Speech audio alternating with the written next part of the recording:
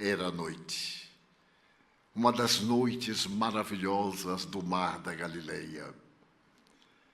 O zimbório plúmbeo estava adornado de estrelas. O sol ardente do dia recolhia as suas labaredas no manto suave da noite. A grande vila, cercada de sombras, de abetos e de árvores coníferas, parecia dormir silenciosamente. De repente, um transeunte se acerca do portão de madeira e chama a atenção, tocando a campainha. Uma portinhola se abre e alguém do lado interno diz: ela hoje não recebe clientes. A pessoa insiste: mas eu desejo falar à senhora. Mas hoje ela não recebe. Ela está dominada pelas forças telúricas do Hades e está em repouso. Mas a pessoa impertinente continua aplicando golpes rudes no velho portão. E o escravo, encarregado de abri-lo, repreende-o: não me obrigue a fazer que os cães venham mordê-lo e expulsá-lo. Mas a voz, que do outro lado também tem a sua justificativa, repete: foi ela quem pediu que ele viesse trazer a notícia. O escravo abre o portão. O pátio tem uma fonte que jorra cantante, suavemente, no silêncio da noite. Há uma certa magia toda vez que antecede o momento culminante na existência de alguém. O homem que batia a porta, afinal de contas, era um mendigo, e aquela não era a entrada habitual dos infelizes. A Vila Faustosa destacava-se na cidade de Magdala. Ao tempo de Jesus, Magdala compunha o colar de pérolas das cidades em volta do mar ou lago de Genezaré, Cafarnaum, Tiberíades, Magdala e aquelas outras cidades pesqueiras. Mas aquele casarão, uma vila luxuosa à romana, destacava-se com a sua imponência e naquela noite misteriosa com seu silêncio. Então, o escravo repetiu: agora a senhora não recebe. A lua minguante ainda não desapareceu lá nas trevas de uma noite tranquila. Desta forma, é impossível falar-lhe. Mas o mendigo insiste, e quando o escravo tenta expulsá-lo à força, ele resiste e ameaça realizar um escândalo. Mas o escândalo naquelas circunstâncias seria punido com severidade, porquanto toda vez quando a senhora era dominada pelas estranhas forças do Averno, exigia-se um silêncio absoluto para lhe não tisnar a tranquilidade da alma. O escravo recua, o mendigo avança, e uma das servidoras da senhora diz: é impossível. As peças de veludo estão baixadas, e ela está em êxtase, contemplando a claraboia que reflete suavemente uma estrela. Mas eu necessito falar com a senhora hoje, agora. Não há tempo a perder. E amanhã, quando ela souber que eu estive aqui e não fui atendido no meu desejo, há de punir-vos a todos, servidores miseráveis. A escrava particular da meretriz sai o pé ante pé até a alcova, que estava totalmente silenciosa. Podia-se ouvir delicadamente, uma lareira que queimava plantas perfumadas, mas também o tic-tac da ansiedade daquele coração que pulsava num corpo parcialmente despido e quase enregelado. A servidora olhou e viu a face. Aquele rosto era muito conhecido da mulher quando se exaltava. Retrocedeu. E, ao fazê-lo, deparou-se com o estranho que a seguiu pé ante pé até a intimidade da Vila Famosa. Ele se aproximou e, chegando junto à senhora, que parecia uma estátua de mármore de Carrara, recoberta um pedaço com o leito e o tecido da noite, segurou-lhe as mãos e gritou: Senhora! Senhora! Senhora! Ela arquejava, o peito enchia-se de ar, mas os olhos estavam fechados. Estava praticamente gelada. Era sempre assim, periodicamente. Senhora, desperte. Este é o momento anelado, senhora. Desperte, porque ele logo mais se irá. E possivelmente nunca mais o encontraremos. A mulher pareceu sair daquela languidez e, abrindo vagarosamente as pálpebras, viu de joelhos ao leito do seu triclínio a figura de um homem que se lhe marcou também a memória. Ela podia lembrar-se de como o houvera conhecido. Retornava de um banquete, carregada como de hábito, quando um miserável das estradas distendeu-lhe a mão. Senhora, ajude-me, tenho lepra. E ouvi dizer que Jesus, o homem de Nazaré, encontra-se lavando as misérias das criaturas humanas. Tenha piedade de mim, senhora. Ouviu-se uma gargalhada dentro da liteira. A cortina que o vento sacudia levemente abriu-se e o rosto muito belo de uma mulher, com os cabelos adornados de joias, dava uma gargalhada de zombaria. Tu podes acreditar nesses mistificadores das estradas? Se tu desejas encontrar alguém que anuncia poder curar-te, vai. E, atirando-lhe um sestércio, uma moeda de alto valor, disse-lhe: vai, e pede-lhe para que te cure. E se ele o conseguir e tiveres gratidão, vem falar comigo, para que a mim também ele me cure. A tua é uma lepra que está exteriorizada, da face marcada por essas rosas rubras e murchas, mas a minha é um botão de rosa que carrega uma lepra interna que ninguém vê. Vem falar-me para que também eu tenha o direito de ser lavada na minha imensa infelicidade. E ele respondeu: eu irei, senhora. Depois que ele me limpar as manchas do corpo e da vida, eu vos irei buscar, para que também ele vos atenda o coração dolorido e a alma dominada pela aflição. A cortina se voltou, os escravos ergueram a liteira, e ela foi gargalhando na sua loucura. Ali estava ele. Senhora, vê! E, abrindo no peito a camisa rasgada, apresentou-lhe o tórax absolutamente refeito. Vê, senhora, aproximou-se de uma vela, trouxe-a. Veja, ele curou minha lepra. Ou você não me conhece, senhora?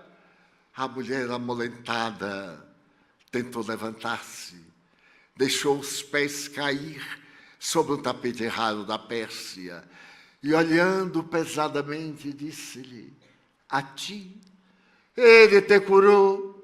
É claro que ele te curou, mas a minha lepra ninguém pode curar. Eu te agradeço porque me vieste trazer a notícia de que ele te limpou da marca infeliz da desonra. Agora, que te vás? Não, senhora, ele está aqui perto, em Cafarnaum, é muito próximo, senhora. Ele dificilmente dorme 2 noites na mesma casa, e está aqui muito próximo da residência de um amigo. É a oportunidade que a senhora tem de vê-lo. Venha, senhora, a noite avança, a madrugada logo mais estará espiando a terra com os olhos do sol. Ela meneou a cabeça. Somente os infelizes sabem pesar aquilo que significa a sua própria dor. A mim, ele não me curará pela tela da imaginação. Ela voltou ao passado. Quando era criança, em Jerusalém, era uma criança que foi abandonada. E certo dia, quando passava perto do templo, ela viu um dos rezadores públicos, aqueles que dispõem de uma vara para alongar o braço na direção do céu. E ele dizia, um dia ele virá, cavalgando um animal de beleza incomparável. Ele, o libertador das consciências e das vidas, virá retirar Israel da dominação de Roma, da dominação humana. Ele virá, e ela deveria ter 10 anos. Não saberia dizer por que amou a esse estranho que um dia viria libertar Israel da façanha da escravidão. E desde aquele dia que se ia relativamente longe, ela imaginou como seria esse libertador cavalgando uma animalha das mais preciosas e vencendo as batalhas terrestres. Mais tarde ela fora seduzida. Não lembrava exatamente como ocorreu, mas 2 coisas ela teve o cuidado de preservar: o vestido com que fora conspurcada e um vasilhame de alabastro com que lhe pagaram a desonra, e ela teve o cuidado de guardar para sempre aquele vaso com perfume raro de nardo. E lembrou-se que eu amava. Talvez ele também viesse na mesma oportunidade para arrancá-la da escravidão do sexo. E foi assim a sua vida. Passou de uma para a outra mão. Agora residia em Magdala. Magdala era uma cidade famosa, grega, com as ruas calçadas. As colunatas dos grandes edifícios eram jônias, eram coríntias. Falava-se o grego com naturalidade. E o seu comércio era um comércio abundante. Todas as cidades ribeirinhas invejavam Magdala. E ela reinava, porque homens famosos procuravam destacar-se na competição para comprar-lhe uma noite de prazer. Mas então ela lembrou-se naquele momento de que de nada adiantava a glória, a fama, a desonra, já que ela marchava para o apedrejamento. Israel não perdoava aos pecadores.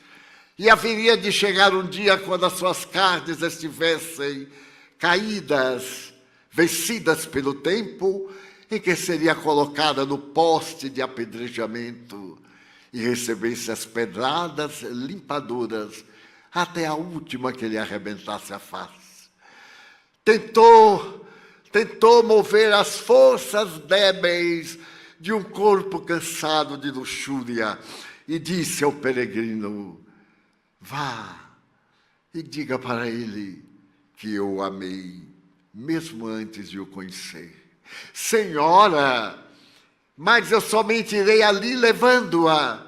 Venha comigo. De imediato ele puxou um cordel que fazia retinir uma campainha, e uma escrava adentrou-se, e ele disse: senhora, mande preparar a barca. 30 horas de percurso, aqui à beira-mar.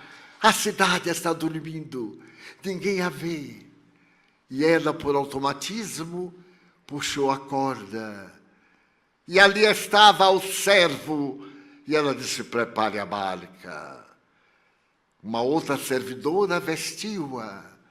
E no silêncio daquela noite, que define a história de muitas vidas, uma meretriz, um mendigo da estrada, um servidor, adentram-se na barca luxuosa que vai remada suavemente, quase à beira da praia, à cidade próxima.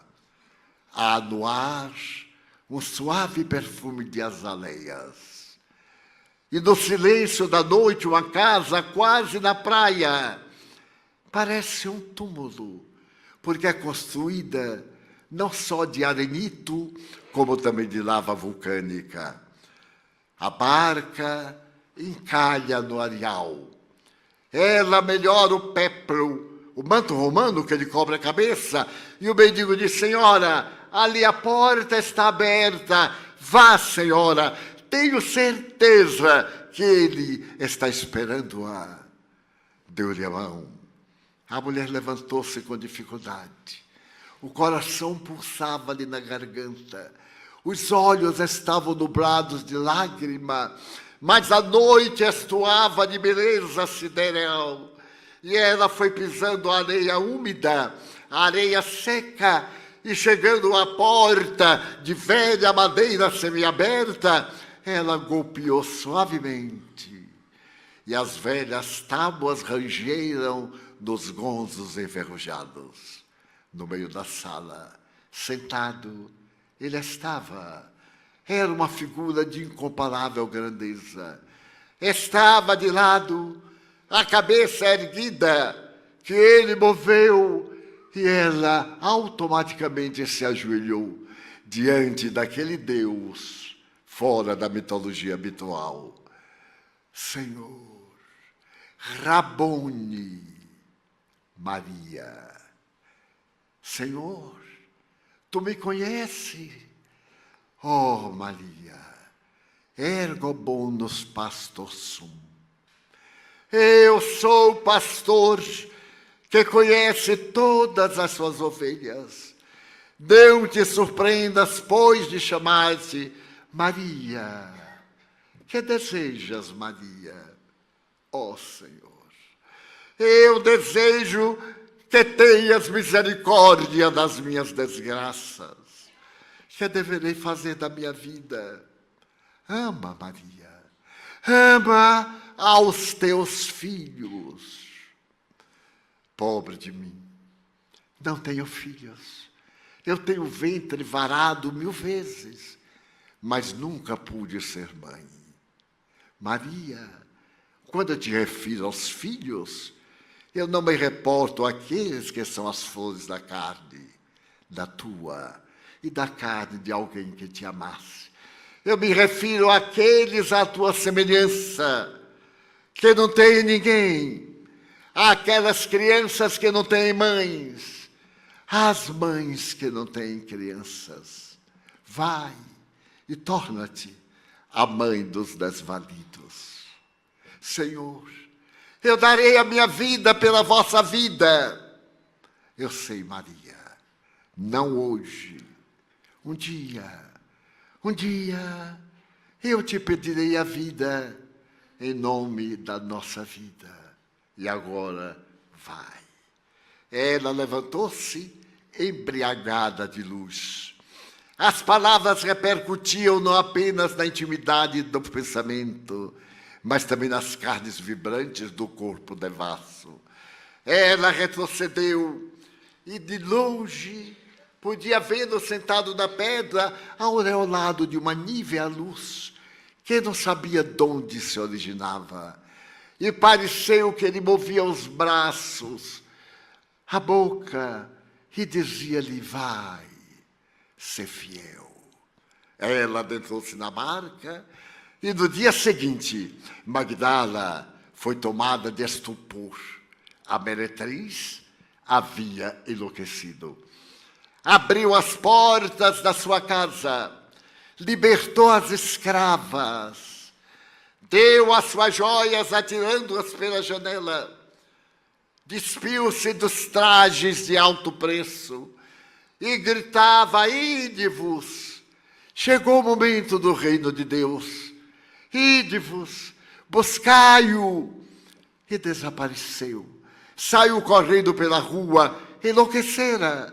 Mas, a partir daquela tarde, todos ou quase todos os entardeceres, era possível ver-se uma mulher de beleza incomparável no meio da multidão, seguindo Jesus. Chamava-se Miriam, e porque residia na cidade de Migdol, era conhecida como Maria de Magdala. No meio da multidão, ela se destacava pela beleza. Apesar dos trajes serem modestos, eram os mais caros, os mais belos daquela multidão de miseráveis e de alguns milionários que, por acaso, junto a ele passavam. Foi aí que ela conheceu a outra Miriam, aquela Maria de Nazaré, que era denominada sua mãe. As duas abraçaram-se num dia de primavera, quando as flores gargalhavam perfume no meio das estepes floridas de Israel. E a partir daquele momento, os dois corações, de mãe e de amiga, entrelaçaram-se para a história da humanidade do porvir. E foi assim que a história transcorreu, tornando-se a antiga meretriz uma das companheiras daqueles homens, austeros uns, vulgares outros, e não tão nobres um ou dois. Fez-se conhecida, viajou com ele pelas regiões inóspitas, esteve na Samaria odiada, peregrinou pelas estradas impérvias, atravessou o deserto, visitou a Judeia, esteve pelas terras da Pérea e voltou outra vez àquela Galileia querida, inesquecível, onde ela tivera a oportunidade de o conhecer. Os anos pareciam não ter medida. 2 anos passaram-se na ampulheta do tempo com uma velocidade incalculável. E ele então anunciou que era necessário visitar Jerusalém, quiçá pela última vez. Os amigos abraçaram-se jubilosos. Pela tradição, todo hebreu devia, antes da morte, pelo menos uma vez, visitar Jerusalém.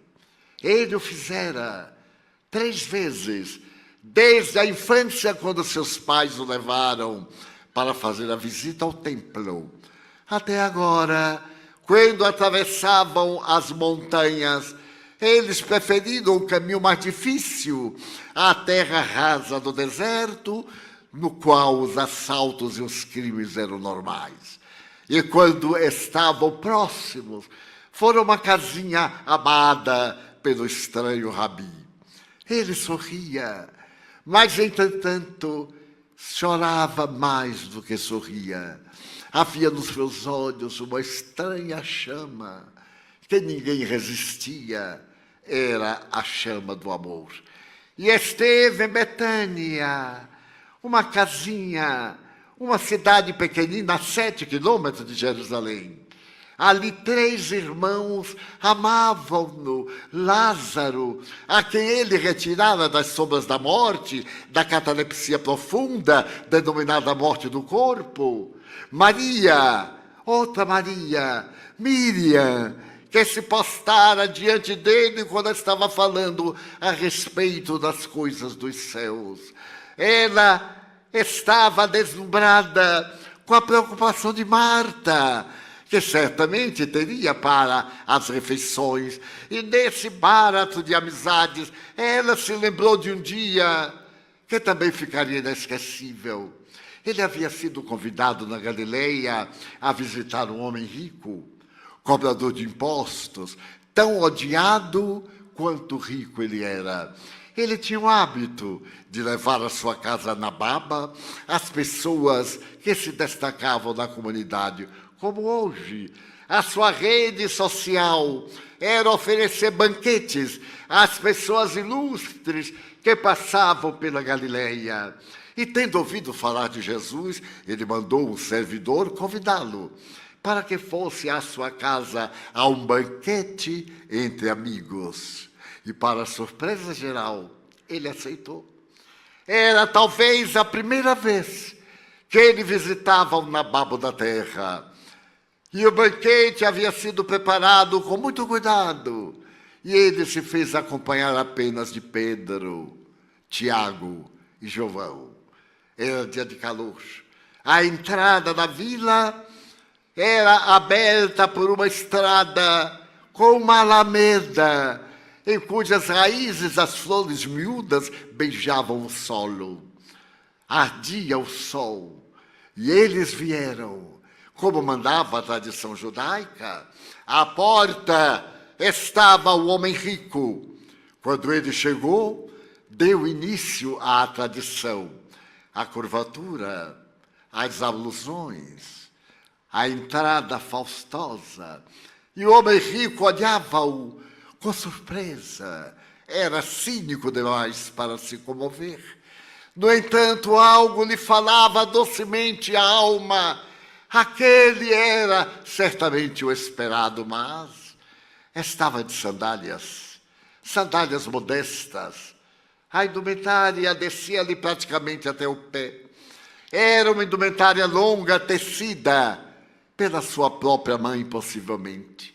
A cabeleira encaracolada sobre os ombros, a barba na tonalidade marrom, o cabelo como se fosse o ouro velho ou medalhas de cobre já descoloridas, mas a testa larga, o nariz aquilino, a expressão da face, os lábios bem desenhados e fartos e uma dignidade ímpar.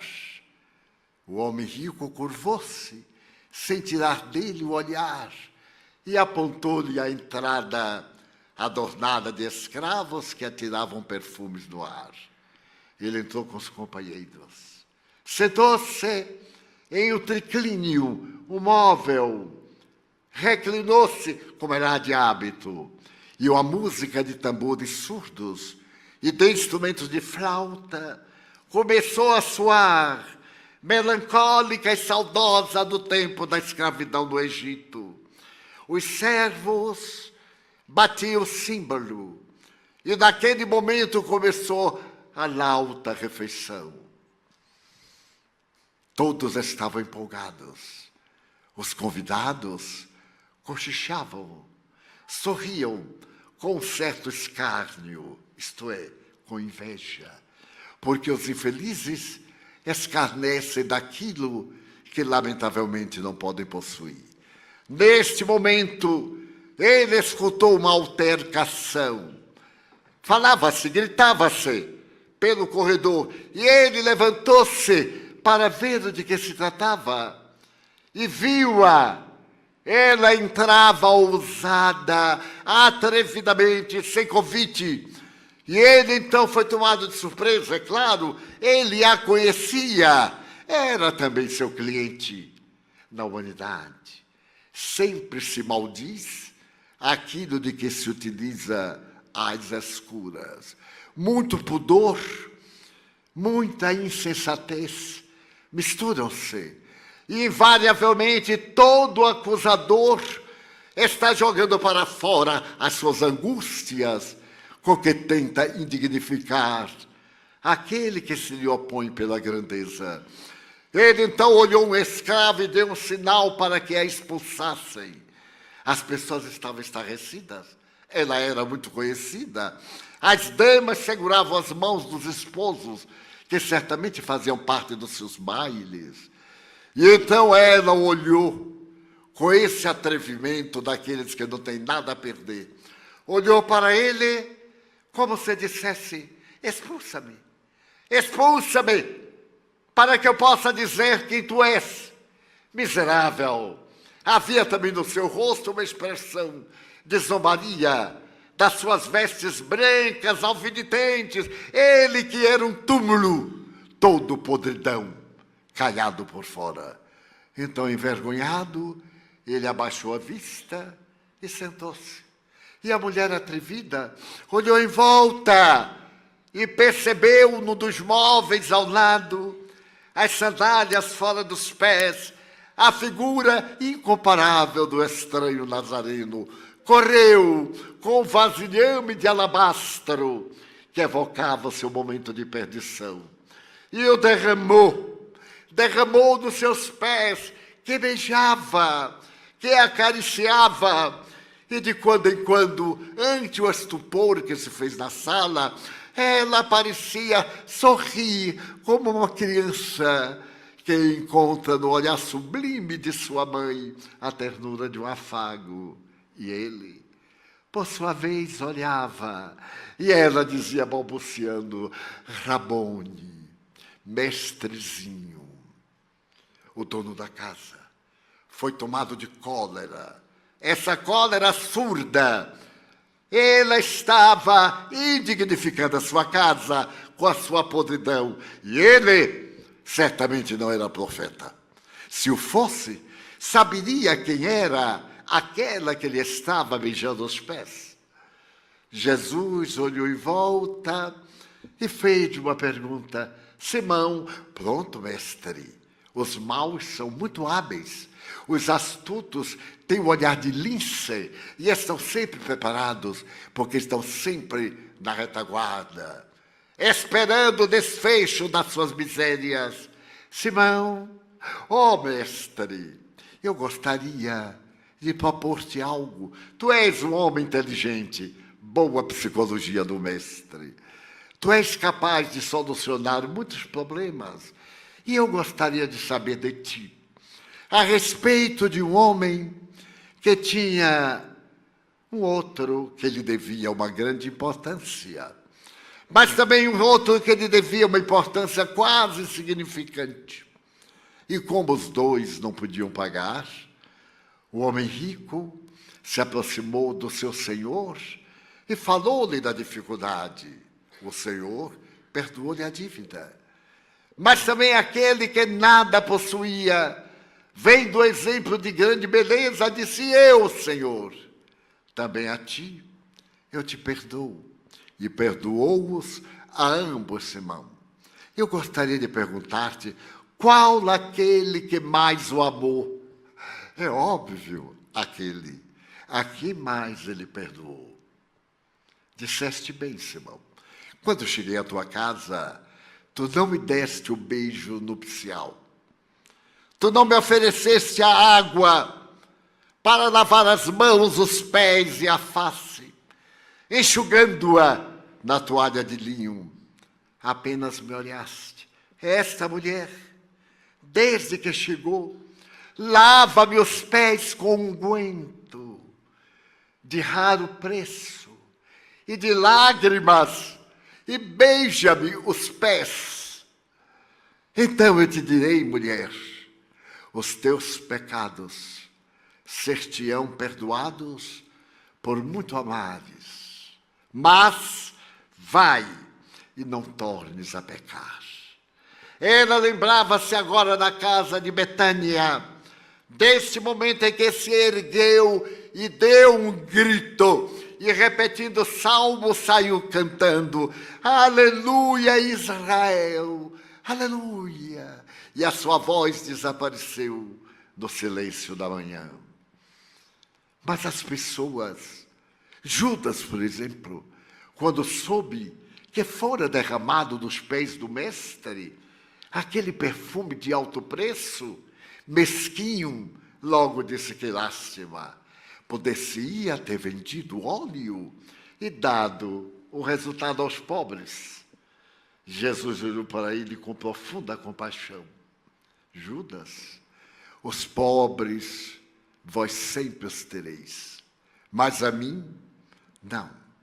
Ele não se referia somente aos pobres sem valores aquinados, mas àqueles de alma pobre de valores morais, pobre de grandeza espiritual, pobre de sentimento de amor.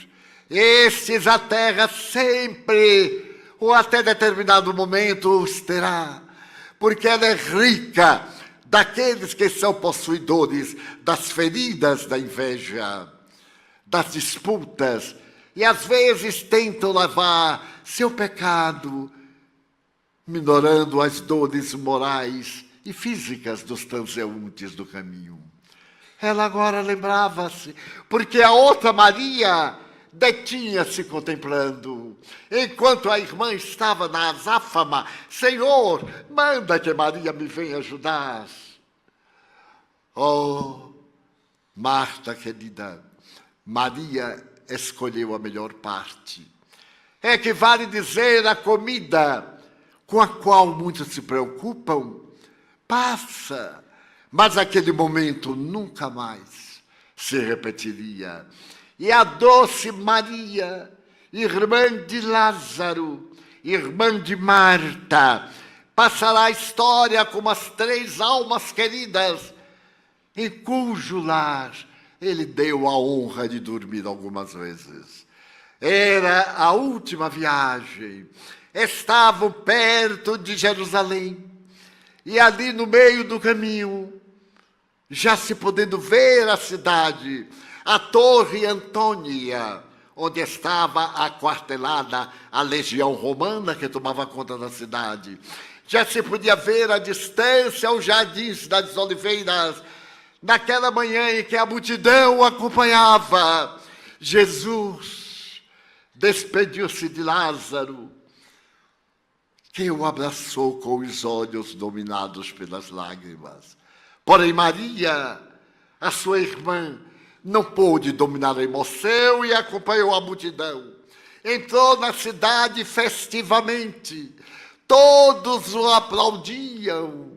Haviam retirado seus melhores vestidos, colocado no chão tapetes raros, coberturas dos leitos para o jumento passar. Coisa curiosa, o homenageado não era Jesus.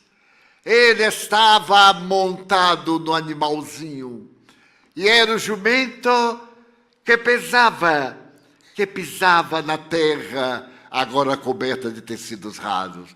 Há uma anedota religiosa que naquele dia o jumento voltou para casa e quando encontrou sua mãe disse: hoje eu entrei em Jerusalém e fui aplaudido. Recepcionaram-me. Eu levava um homem no meu lombo e todos curvavam-se perante mim. Eu até relinchei, baixo, sorrindo. E a mãe lhe disse: para ti? Sim, para mim. Volta lá agora, sem a figura dele. E o jumento voltou para uma nova recepção. E naturalmente as crianças atiraram de pedras, calhaus, tábuas. Ele voltou desesperado e ferido e disse: vê, minha mãe. Pois é, não era para ti que as pessoas colocaram no chão os seus tecidos mais raros. Era para aquele homem que vai morrer. Estavam adornando-lhe o sepulcro antes da hora da sua morte. E foi real, porque mais tarde, da chamada entrada triunfal em Jerusalém, em que arrancaram das tamareiras as suas folhas, de plantas no caminho as suas palmas, os seus ramos, naquele domingo festivo, em que todos sorriam, menos ele. Porque esses seriam dias finais, na companhia das criaturas terrestres, no seu corpo físico. Passou aquela semana cheia de novidades e de fake news, para estar na moda, porque já havia também naquela hora mentiras para cá, calúnias para lá, ideias das entidades infelizes, até que chegou o grande momento em que aquela rua estreita que atravessava a Porta Formosa via um homem carregado ao peso de uma cruz que pesava quase 60 quilos. Eram 2 hastes pesadas, não era de madeira aplainada, Eram 2 pedaços de pau que foram tornados uma cruz tradicional a que os romanos estavam acostumados. A crucificação, historicamente, não é romana, é fenícia. Mas os romanos adotaram-na por ser uma de mais prolongado sofrimento, a partir do instante que o corpo derreia nos cravos que lhe sustentam as mãos e os pés. E a madeira penetra pelas costas, dilacerando aquele corpo, no caso, já dilacerado pelas 70 chibatadas. Haviam sido 2, aqueles que o lapidavam. Um lapidava o tórax, as costas, o outro as pernas, e ele era uma chaga viva. Ali do monturo, retiraram os espinhos de uma roseira brava, envolveram os próprios cardos e ridiculamente coroaram-no. Ele não é rei de judeus? Os reis devem ter uma coroa. E pegaram um tecido vermelho ridículo, com que se homenageavam os nobres e cobriram-lhe os ombros dilacerados. E ele vinha ao peso do madeiro. Mais tarde, disse-á que a sua cruz foi encontrada. Novamente, mentira clássica, porque os judeus eram crucificados periodicamente. Quando Jerusalém tombou nas mãos de Tito, filho de Vespasiano, o imperador, não ficou uma cabeça de pé. Foram crucificados mais de 10.000 judeus, que eram periodicamente crucificados. As cruzes não eram adornadas, acabaram as florestas em tantas crucificações. Como é que alguém poderia vir 300 anos depois e encontrar esta foi a cruz na qual ele foi imolado? Por mais ampla que seja a nossa capacidade ingênua de acreditar, não passa de uma fantasia. A cruz que devemos guardar na alma até hoje é a cruz da nossa ingratidão, na qual nós o prendemos nas garras da nossa indiferença até hoje. Não a de madeira.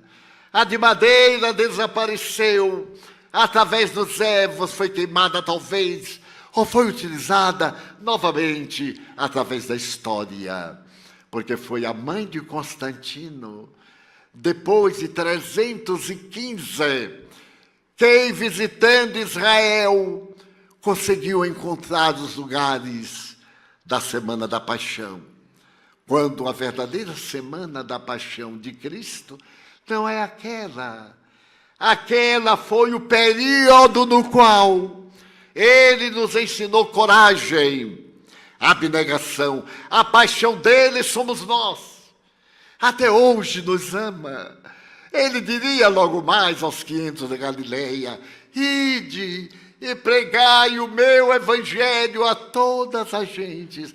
Ide, eu irei convosco. Passaram as gerações. E ele, através da garganta do tempo, foi dando a sua voz grandiosa, logo depois, através de Saulo, que será abençoado com o nome latino de Paulo, pelo discípulo amado Lucas, que escreveu o mais lindo livro que jamais se escreveu. Um pastor protestante do século XIX, examinando o Sermão da Montanha, estabeleceu que é a mais bela sinfonia verbal que a humanidade jamais escutou e que teve o seu prolongamento em Assis, através da alma dúlcida de João Evangelista, reencarnado em Francesco Bernardone. Faze de mim instrumento da tua paz. Bem-aventurados os que são pobres em espírito, porque eles verão o reino dos céus. Aquela sinfonia que venceu a história da humanidade, tornando-se uma das mais peças da literatura cósmico-terrestre, vai encontrar na canção do franciscano o seu coroamento, digamos, como a nona sinfonia de Beethoven. O momento coral, quando as vozes se levantam e cantam a glória da Europa, na chamada Ode da Alegria de Beethoven, nós vamos encontrar na suave boca de Francesco a Ode da Alegria. Senhor, faze de mim instrumento da tua paz, que eu leve a esperança, a ternura, o amor a todos aqueles que ardem na desesperação. E aquele pequenino de Assis, o patinho feio, como ele se denominava, porque não era portador de qualquer beleza. A sua estatura não ia além de 1,65 m. A sua face era quase oriental. O rosto era anguloso. A cabeleira era rala, curta, a César Borgia, ou a César o Imperador, caía sobre a testa rala, mas os dois olhos, aqueles olhos quase orientais, podiam enxergar as maravilhas excelsas da imortalidade. E ele veio para restaurar, para diminuir a paixão daquele a quem ele tanto amou. Amou de tal forma Jesus, que o mestre disse, este não provará da morte, isto é, ele não necessitará do holocausto, porque todos os outros 11 foram sacrificados, assassinados das maneiras mais perversas, menos ele, que na ilha de Patmos, idoso, ainda pode repetir, com mais de 100 anos físicos, a grande oração do amor, quando seus discípulos iam buscá-lo na furna, para que ele pudesse dizer alguma coisa aos noviços, ele, ofegante, naquele exílio que César lhe brindara, repetia que vos ameis uns aos outros. E repetiu tanto repetiu, que um dia um dos ouvintes disse, meu Deus, será que ele não disse nada demais? E ele repetiu sorrindo, vê, na hora em que nos amarmos, não nos cansaremos de falar sobre o amor.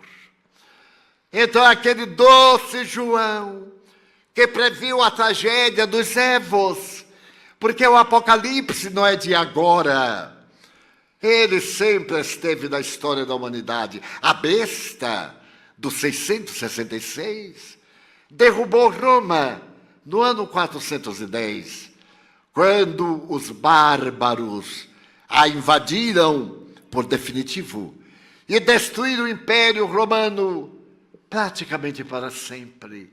A besta do Apocalipse está representada na figura daquele que odiava Deus, que sendo analfabeto, media as glórias das suas batalhas, fazendo uma pirâmide de cabeças humanas. A besta, mais recentemente, matou o corpo em Berlim. E quem será a besta do Apocalipse da atualidade? Talvez não seja nem famosa, mas é, quiçá, a besta do Apocalipse. João definiu-a, falou dos desafios, das dificuldades. O Apocalipse é o coroamento da obra do Evangelho. Allan Kardec dedica-lhe um grande respeito na Revista Espírita. A doutrina de Jesus, quando volta do Evangelho de João, que é considerado o evangelho místico, daquele médium doce. Ele era tão jovem quando conheceu Jesus. Estava com seu irmão na barca, quando a doce voz disse: vinde comigo, deixai as redes, vamos pescar almas. E ele, seu irmão, que estavam acostumados a escutar a palavra do deserto de João Batista, saíram com Pedro e o amaram. E ele, João, considerado o poeta, o cantor, o doce discípulo, que na obra grandiosa da Santa Ceia tem a cabeça encostada ao seu ombro, e um autor de fantasias disse que era Maria de Magdala e não ele. Naquela última ceia, Maria de Magdala não esteve presente. Era proibido à mulher a presença no meio dos homens.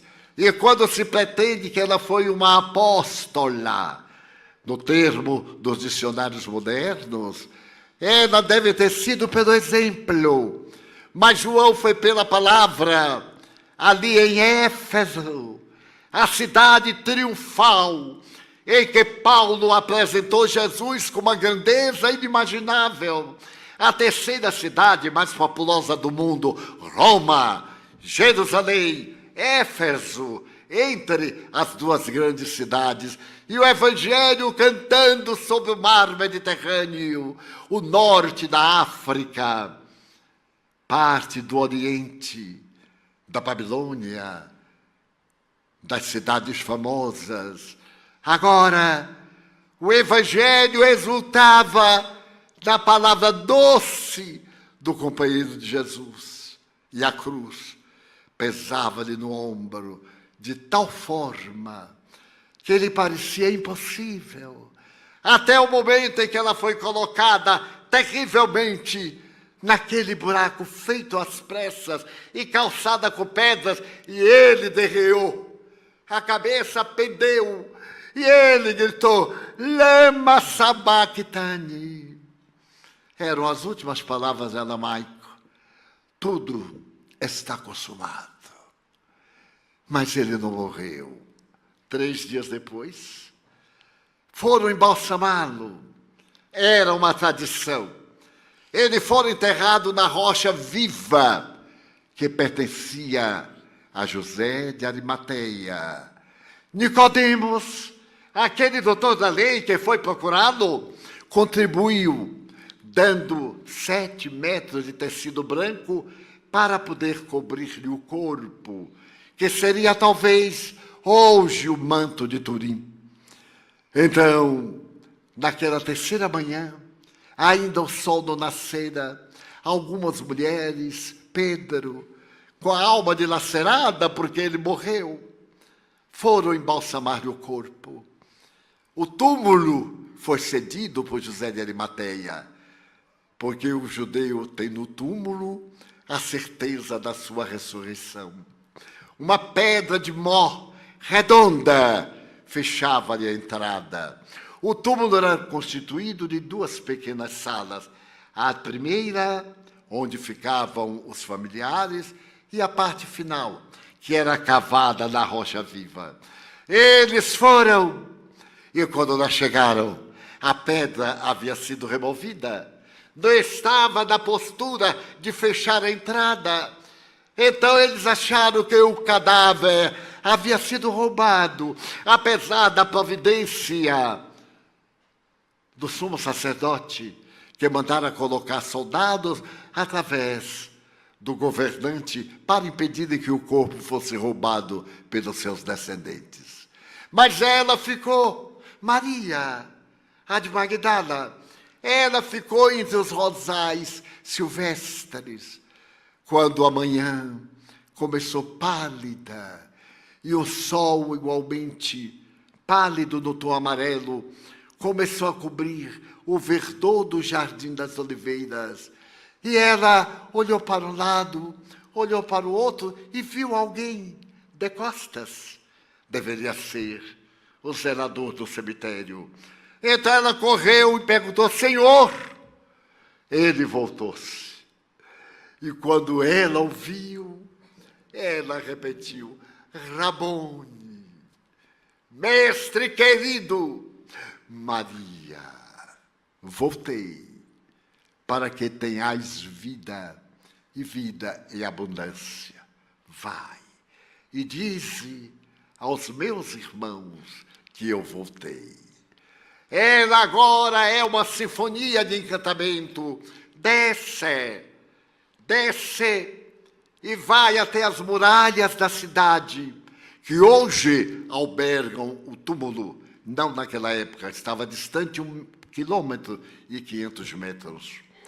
Então, naquele momento, ela chega à casa que ele previra e onde realizara a ceia. E diz, ele voltou, veio trazer-vos boas novas. Estavam alguns e olharam para ela. E Pedro, que era também seu amigo, mas ela era uma mulher. Pedro olhou-a e disse, ele voltou. E apareceu a ti. A palavra estava grifada. Exatamente a ti.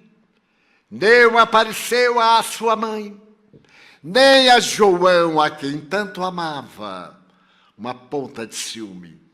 Porém a ti, e os outros menearam a cabeça. Então, a Senhora de Nazaré, que fora declarada mãe da humanidade, acercou-se suavemente, abraçou-a e disse-lhe baixinho, eu creio que meu filho te apareceu a ti. As duas envolveram-se. E agora foram as notícias, o aparecimento dele ali, na mesma sala, de portas fechadas. Mais tarde o aparecimento a Tomé. Toca, vê a ferida que Longinos fez no meu peito. Agora eu creio. Tu crês porque viste. Bem-aventurado aquele que não viu e creu. E as notícias tomaram conta, e ele disse, voltai à Galileia, e eu lá vos direi o que fazer. Eles retornaram cheios de júbilo, e os aparecimentos se deram aqui em Emaús, ali, quando estavam pescando. Foi uma noite difícil, as redes voltavam secas, e de repente na praia apareceu haver um fantasma. Atire a rede para a esquerda. E atirando as redes para a esquerda e recolhendo-as, uma delas trazia 58 peixes expressivos. E eles então, o próprio Pedro, avançou pelas águas para poder abraçá-lo ressurrecto. Ele comeu peixe na brasa assado, para provar que não era um fantasma. Aí está a lei dos fluidos, que Allan Kardec explica de maneira magistral. Aí está a ciência cósmica da física quântica, na materialização de Jesus, recompondo as células à la manière das criaturas humanas. E os aparecimentos aqui, ali, até o momento da despedida. Naquela tarde inesquecível da Galileia, quando quase 500 pessoas estavam ouvindo João referir-se aos instantes maravilhosos, e ele apareceu de surpresa, e todos deslumbraram-se quando o viram flutuar. Eu vos mando como ovelhas mansas ao meio de lobos rapazes. Ide e pregai. E nos mandou a todos nós, naquelas 500 pessoas, a fazer que o seu amor permanecesse com vida, com ternura, com riqueza, até estes difíceis, desafiadores dias. E ela estava entre eles. Voltaram para as praias e compreenderam que deveriam sair levando a mensagem. Despediram-se. E os últimos foram a Mãe Santíssima, que foi mandada para Nazaré. Foi Pedro o último a despedir-se de Maria de Magdala. E ela lhe disse: leva-me contigo. Não posso. Tu és mulher.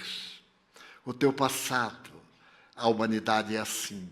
Perdoa, mas não esquece nunca o desar da criatura humana. Perdoa-me, Maria, mas eu não tenho coragem. Ela compreendeu. Ele se foi. E ela ficou a sós naquela praia tão conhecida, onde tiveram a oportunidade de eu ver. Procurou um trabalho. E os homens diziam: volta, a tua paixão passou, o feitiço do louco desapareceu, volta, dar-te-emos. E ela sorria. E em uma madrugada, 3 dias após a partida de Pedro, ela escutou um ruído estranho de um metal que batia numa tábua, anunciando a chegada da lepra. Vinha um grupo e o som percutia. Uns estavam a cavalo, outros estavam a pé. Crianças, as flores murchas da lepra na face, a cegueira de alguém que estava sendo conduzido. E quando eles chegaram, ela se lembrou daquelas tardes inesquecíveis de Cafarnaum e perguntou deles: que buscais? A Jesus de Nazaré. Oh, por que demoraste tanto? Mataram-no. Eles não sabiam de nada. Tinham vindo da Síria e se demoraram, se perderam pelos caminhos. Mataram-no, mas ele nos deixou como cartas vivas. E ela começou a falar-lhes. Nunca havia falado sobre ele. As palavras brotavam como notas musicais da pauta da Sinfonia do Amor. E eles derrearam, lamentaram, mas nós ficamos para falar a respeito do seu evangelho. No dia seguinte, as autoridades vieram expulsá-los. E eles deveriam viajar até Jerusalém para poder ficar no meio dos infelizes. E partiram. Diz Humberto de Campos Espírito, e a Boa Nova de Chico Xavier, que todos se foram e de repente ela se viu a sós. Não tinha ninguém. Foi a primeira vez que pôde encontrar alguém. Então uma criança deu-lhe um adeus e ela gritou: esperai por mim. Correu, agarrou uma criança e ergueu-a. E semanas depois, um grupo de leprosos entrava no Vale da Escuridão, carregando Maria, a decaída de Magdala. Toda tarde, essa mulher chegava a um ligeiro aclive ali na comunidade e falava dele. 10 anos depois, estava ela banhando-se.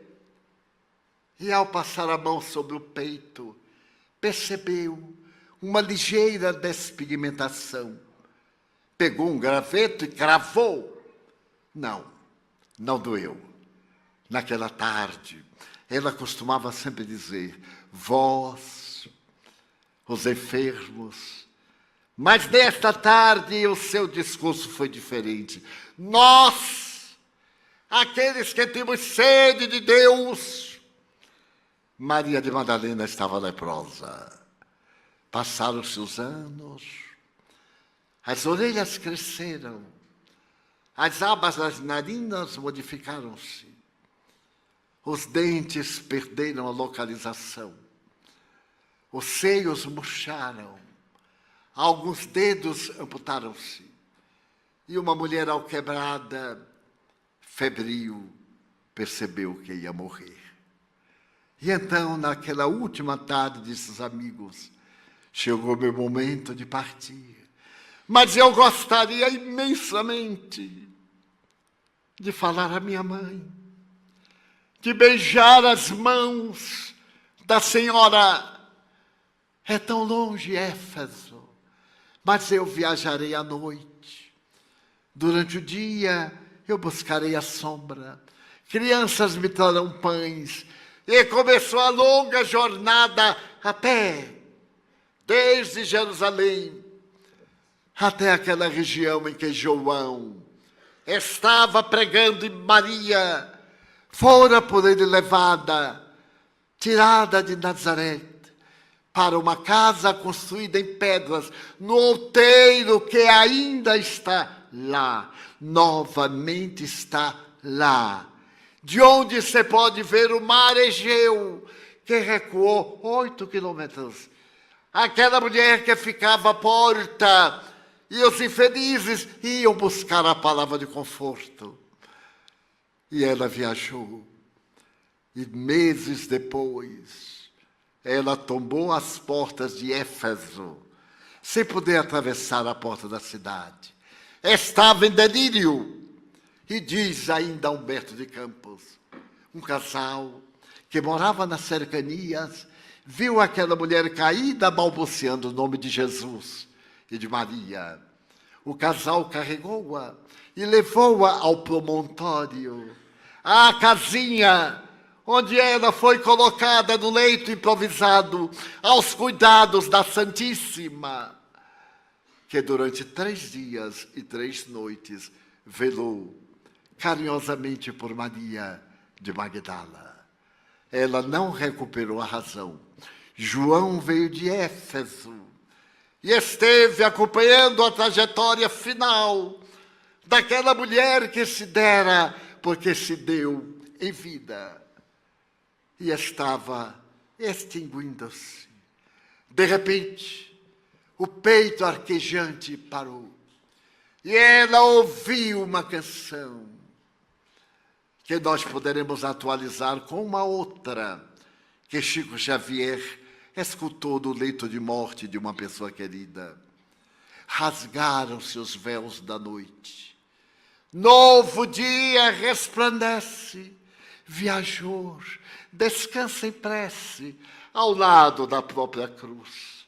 No horizonte rebrilha uma aurora matutina, porque a morte descortina dia novo com Jesus. Ela sentiu-se flutuar.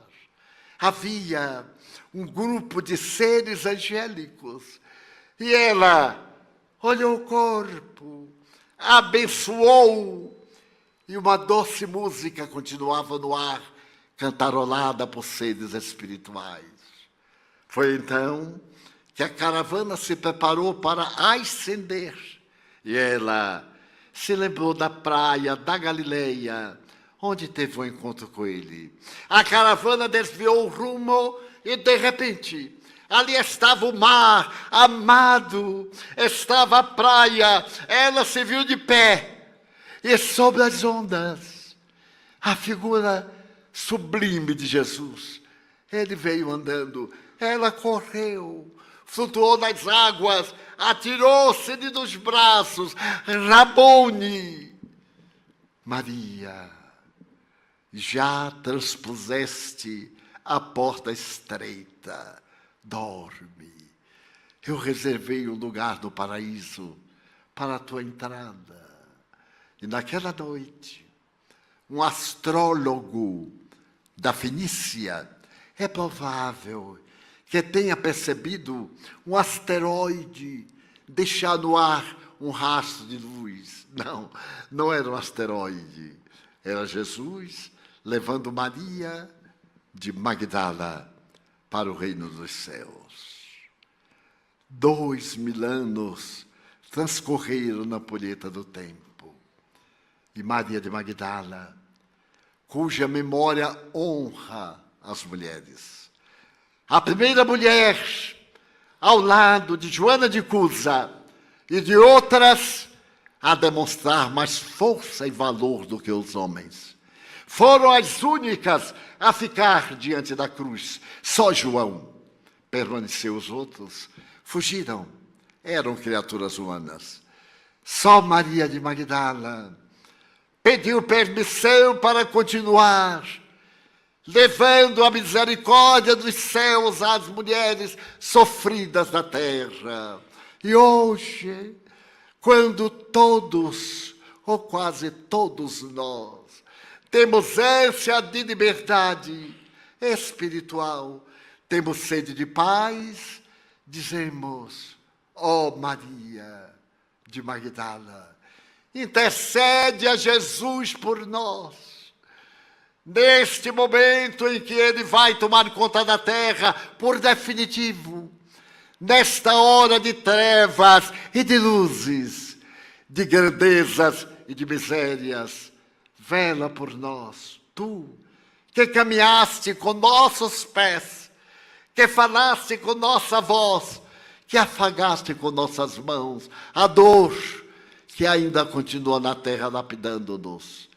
É o nosso momento também de encerrando, com a presença das entidades venerandas do Espiritismo no Brasil, a 25ª conferência, dizer-vos: ide e vivei o Evangelho.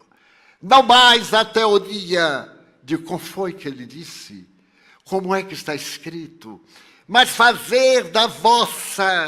fazermos da nossa vida um evangelho de feitos, repetindo em nossa despedida com os anjos: glória a Deus nas alturas, paz na terra, a todos os homens, também os de má vontade. Muito obrigado.